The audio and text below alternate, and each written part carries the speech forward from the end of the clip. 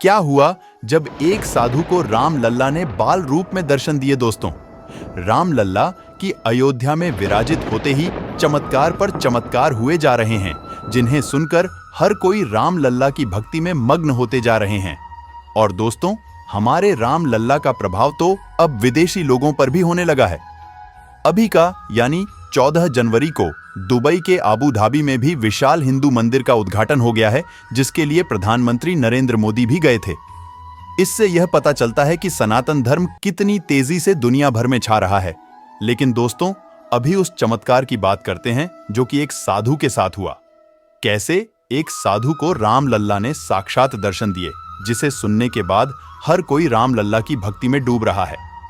दरअसल दोस्तों, राम लल्ला की प्राण प्रतिष्ठा के बाद एक साधु महाराज राम लल्ला के दर्शन करने की मन में सोचकर दर्शन के लिए अयोध्या की तरफ रवाना हो जाते हैं।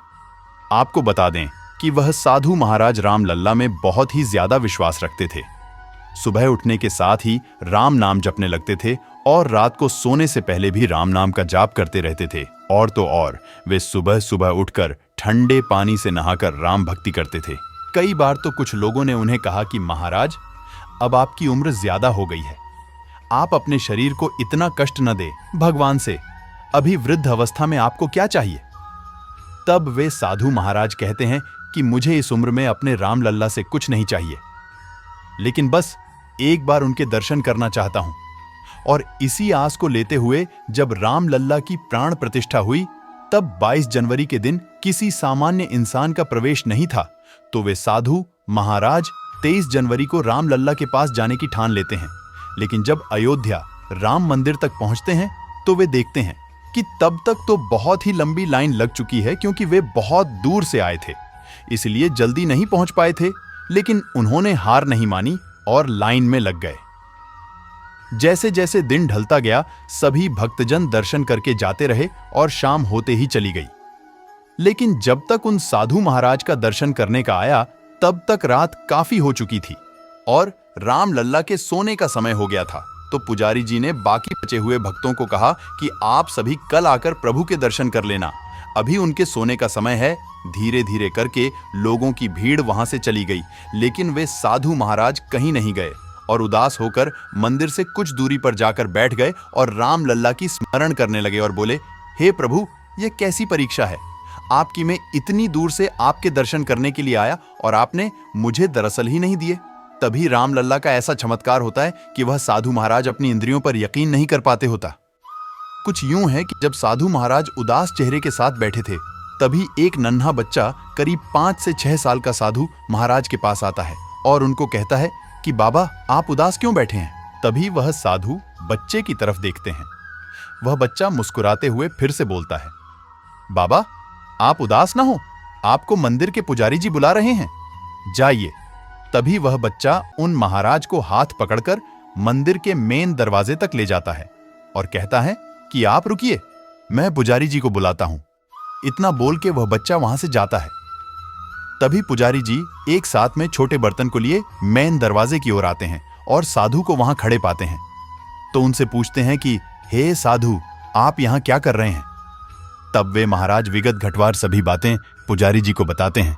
तो पुजारी जी कहते हैं, मैं आपकी बात तो समझ गया, लेकिन आप किस छोटे बच्चे की बात कर रहे हैं।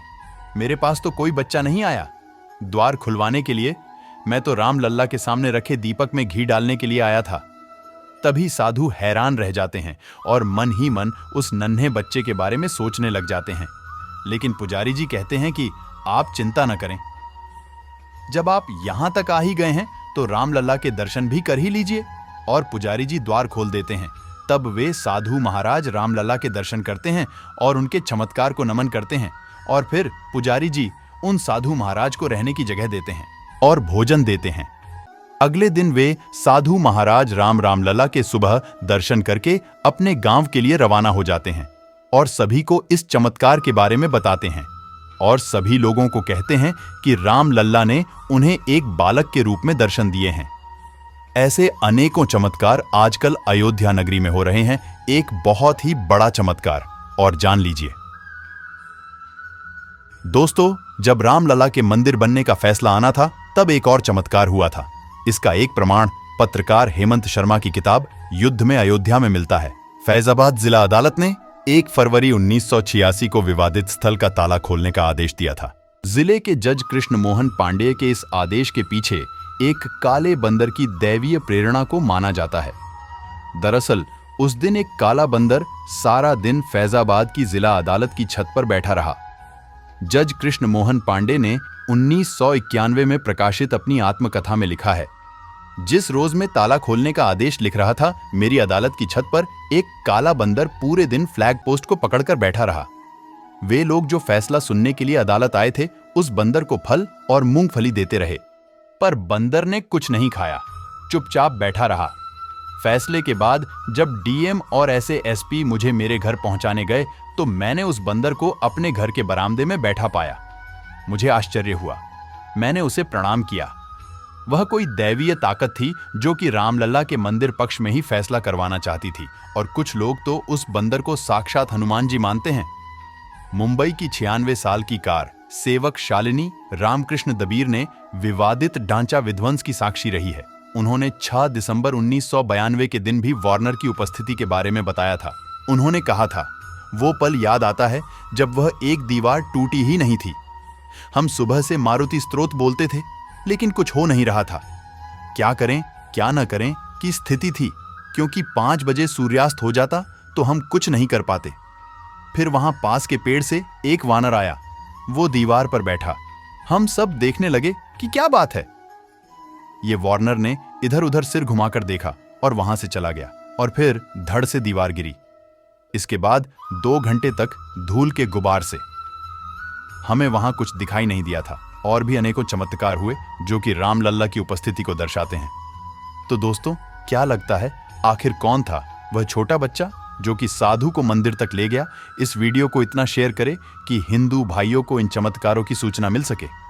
अगर आप सभी को वीडियो अच्छा लगा हो तो वीडियो को लाइक करें और कमेंट बॉक्स में जय श्री राम जरूर लिखिए।